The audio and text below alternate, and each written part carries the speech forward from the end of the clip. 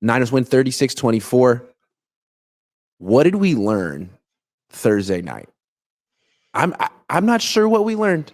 I came away from that one a little befuddled, Coach. Mm-hmm. What did you? Let's go back and forth. Give me one thing you learned from this game. I learned that we have to grow our depth during the season.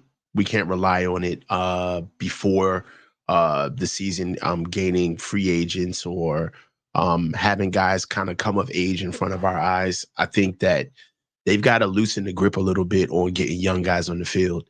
It was a clear addition from certain guys that we're going to bring up later in the show that without their performances last night, we don't win this game. So let's list them straight up. Like Malik Mustafa to start. Yeah, he covers a ton of ground in center field. Then Renardo Green all game. Yes, and Garendo to finish it off like three rookies.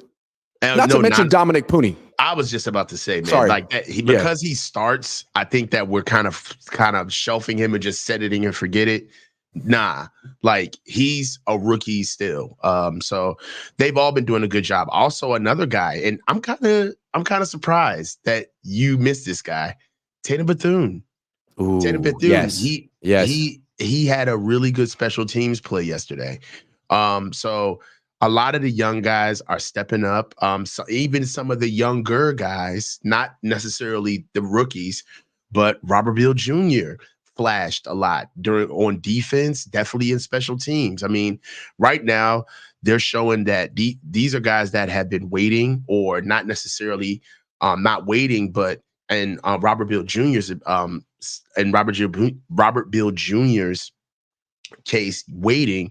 But I like playing young guys because they just don't know what they don't know. They really don't understand the true gravity of moments, really. They're just trying to do their best, right? And that's really what you need when you're trying to get through the toughest moments.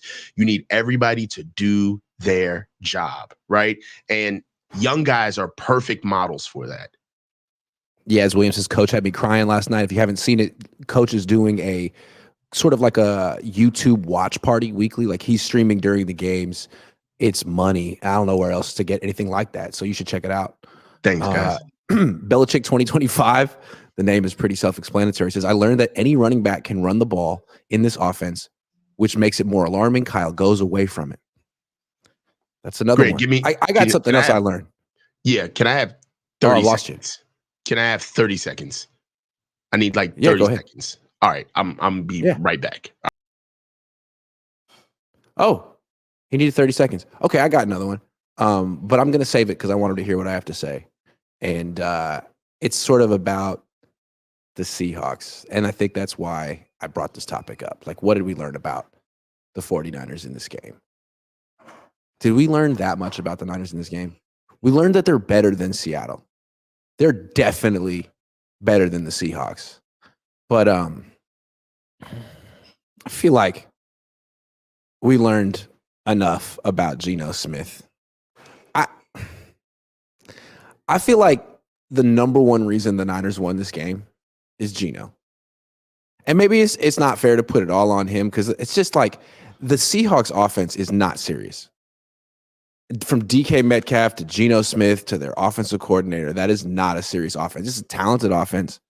But, I mean, it's just absolutely an unserious offense. Geno Smith, those 2 interceptions.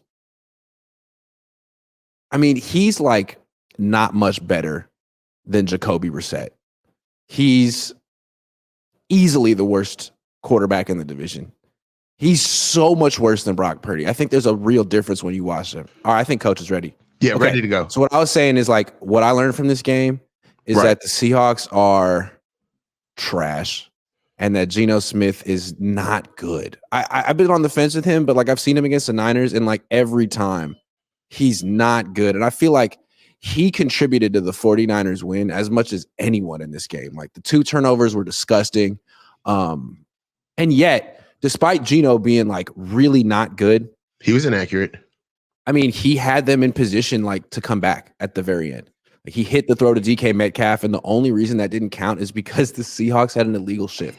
The Seahawks are not a serious offense, but I don't think the Niners like dominated this game the way that 36-24 looks like. They stalled out in the red zone like 4 or 5 times early in the game, not like inside the 25. And they almost gave it up at the end. Thankfully, the Niners have a young man by the name of Isaac Guerendo who doesn't play that. He doesn't play that stuff. And we didn't know that until now. But I think a lot of the questions we had going into the game are still there. It's just that they won a game they had to win. And Seattle is a ways away. Well, okay. So, yes, Seattle is not, they ain't the person to steal on. You ain't going to get no points off of knocking out Seattle. I get that, right? Offense isn't that good. Geno Smith gave us a lot of help. He was not only the picks, but he was just inaccurate a lot of times. Didn't let the ball go when he had clear outlets to let to hit. What I will say, though, is the season is contextual, Grant, and things change from week to week. And guys rise and fall. And for this week, we survived, right? And what I'm saying is that I feel like because of how good we have been, there's a tendency for us to look ahead, right? Because certain parts or phases of the season are foregone conclusions. I don't think that's where we are anymore. I think we literally are in one game season mode. And if we don't think like that, then the season is practically over.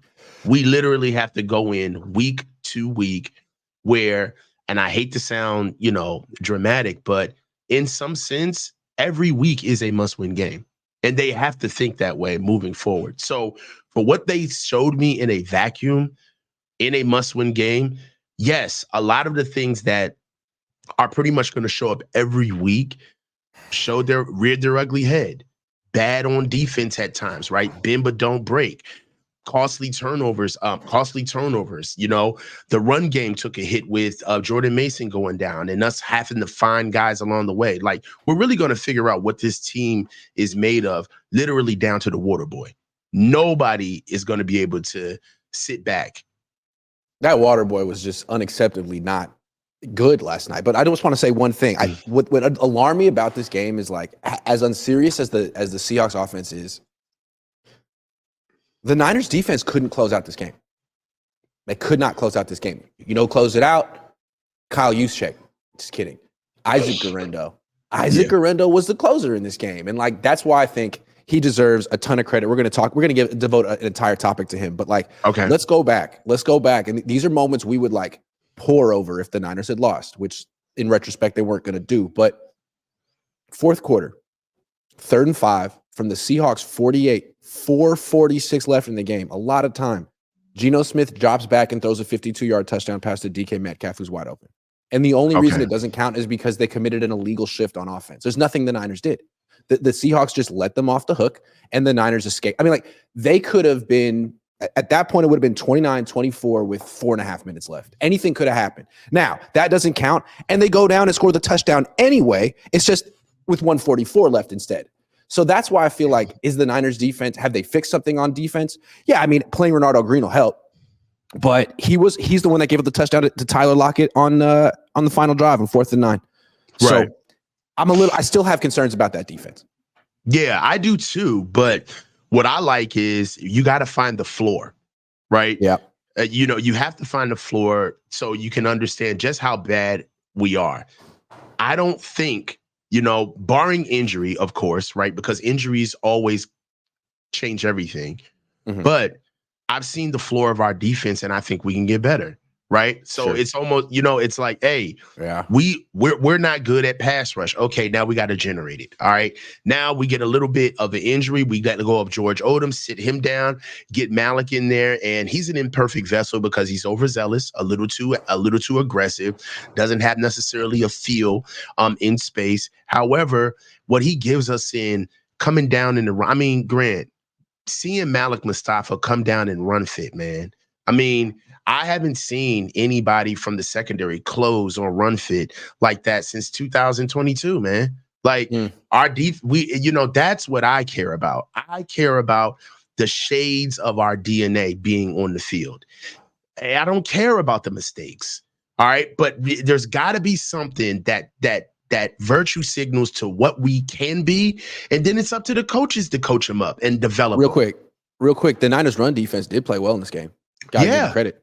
Yes. You know, they fell apart against James Conner. And maybe you blame the heat, whatever. But Kenneth Walker's at least as good as James Conner, and they shut him down. Yeah, and so is Charbonnet. You know what I mean? Yeah. Like they had a really good backfield that if they wanted to prove that we can't stop the run, they could have did it. Especially with Jordan Elliott being out, having Kevin Givens in, and then even I haven't seen the film yet, but Kalia Davis even made some plays in actual pass zone coverage. Funny enough, right? Yep. So they're finding their way. They're understanding that, all right, we got punched in the mouth. Now it's time to punch back, right? And at this stage, I understand being critical of the win. I get it. This is not the Super Bowl. I talked about it during the live stream, Grant. This was not a John Lynch come down from the press box win. And when he came down, you know what I mean? Like when he came down from the press box and started shaking everybody's hands, I thought, no. Remember what year was this? This was 2022 when we went on the 9-game win streak, when we finally turned the tide. What's the number one thing that I have to applaud Kyle for? He did not give in to the praise. He said, yep, one game, we won. Cool. Got to do it next week though. Like, and that's what started the streak. Like, we can't be impressed with these wins. And I get it, but we also can't be critical of them either because wins are needed right now. They're at a premium. I'm not being critical of the win. What I'm trying to say is, how much praise do you give it?